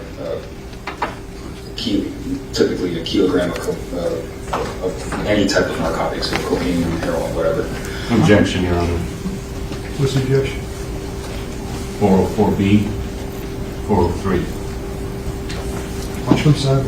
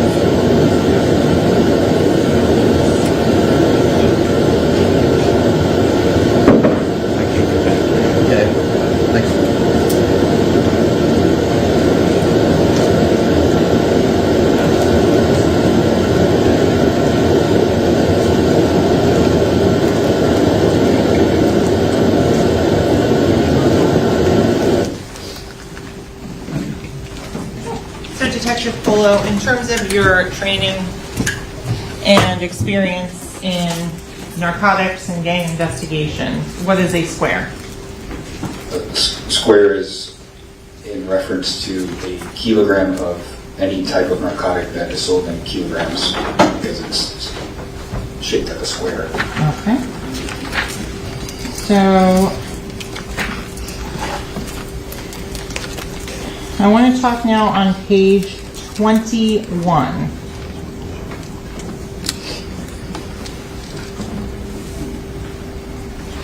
On September 23rd, 2018, 6:25 p.m. Can you read those two text messages and then help to assist in the understanding of what they mean? Page, I'm sorry. 21. So the guy hit is who he moves through on that. He got the Skittles. The next one too? Yes, please. Bro with that square, want to know what you want for a hook and a verse. Okay. And can you explain what the Skittles in that message? So that language has evolved, the Skittles, because right now Skittles are something completely different. Back then it was talking about ecstasy pills, Okay. MDMA pills, those after ecstasy. And in terms of looking in context, the message before that, on September 23rd, 2018, 6:23 p.m., with what is a Z? A Z is short for a zip. A zip is slang for an ounce. Call it that because you put it in a Ziploc bag. Okay. So going on to page 22, there's a different phone number that's listed on there. Tell him to call. Right. And what phone number is listed there? 954-376-9158. Okay. The next message, if you could read that one on September 23rd, 2018, 9:58 p.m. He got it. Yeah, Herc, his name, image. He's very important. He's going to get you some, baby. He's over the whole South Carolina. When you talked about earlier about areas of influence, is that what you meant?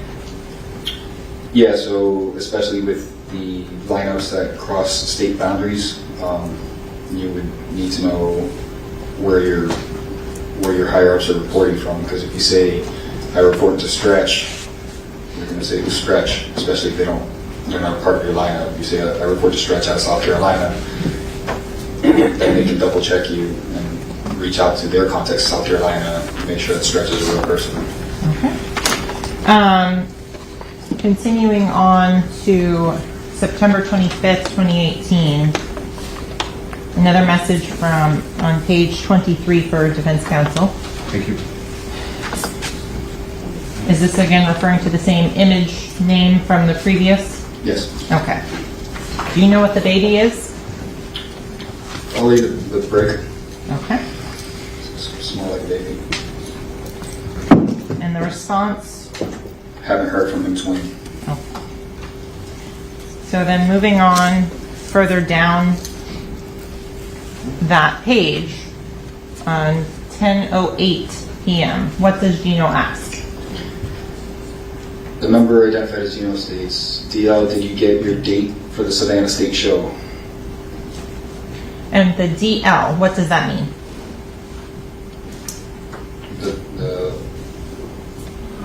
Do you get, like, I'm sorry. I'm sorry? The DL, does that have a specific connotation or meaning? Yeah, it does. I'm drawing a blank right now, sorry. That's okay. It's been a long day. We'll come back to it. So with regards to the next line on that, what does that one read? Yo, the GF, Godfather, gonna call you, take out the C, all you today, make sure you UAV, you're on point, basically. And the response was? everything's good. All filed. So I want to go then again to the digital version to reference this picture here. So Gino the number identified as Gino ending in 4281 sends an image, and this is on page 24 for council.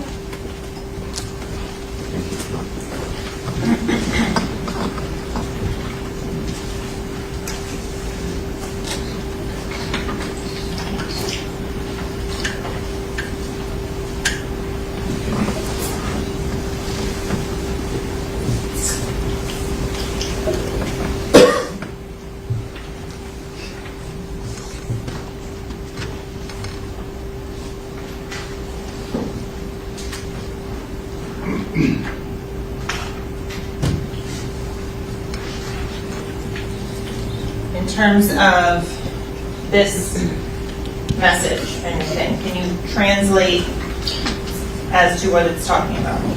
Looks like it's a picture of another phone, taken with a phone. Contact name tall. The person holding the phone writes, "Did you ever skyline with him?" So did you ever connect with him or talk to him? He's dying to talk to you. Melly, that is. And then he says he's going to have to hit him up today. So I didn't hear that. He's going to have to hit him up today. So then continuing on to the DL line, that what? Tell him they'll be expecting him. Okay, and then the next response. Want you to groom him, show them the meaning of the chain of command, safety and security, show dudes something different. And the response? I got you. I just know that by him talking to you. Object to the hearsay. This is an image of a conversation between two other people. Why don't you come for a second? We're going to take a short recess, but why this is still up there, the attorneys are advising me, or excuse me, I'm being advising you that this is a conversation between two parties. It's not being offered for the truth of the matter asserted in the conversation. It's being offered to show the effect on the listener. All right? That's the purpose of it. So we're going to pick it up in a minute. Right now I need to take a short restroom break, so we're going to be in recess. Do not discuss the case. Don't form any opinion about the case. Don't allow anyone to discuss the case with President. And no abuse. Thank you.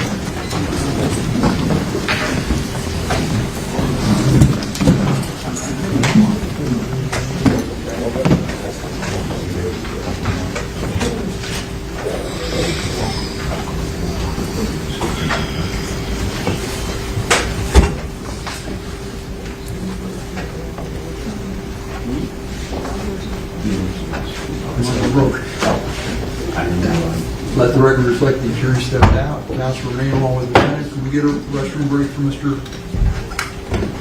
Demons? You got a couple more. Can we talk about scheduling? Off the record, we don't need to be on the record.